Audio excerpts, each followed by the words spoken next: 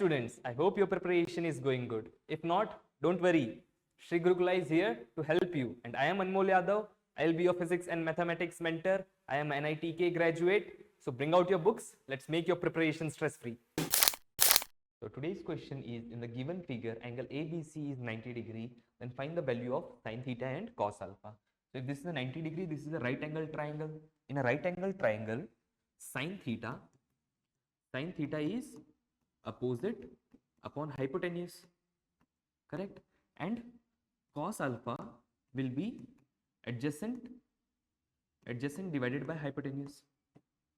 So let's use this. So sin theta opposite to theta. So theta is here, opposite to theta is 1. So this will be 1 and hypotenuse will be longest side of the triangle. It is 2. So sin theta will be equals to 1 upon 2. Now cos alpha will be adjacent by hypotenuse, adjacent to alpha. So alpha is here and adjacent to alpha is this side, which is again 1, and hypotenuse is again the longest side, that is 2. So our correct answer for both sin theta and cos alpha will be 1 by 2. I will be back soon. Till then, keep practicing. This is Anmol Yadav from Sri Gurukula signing off.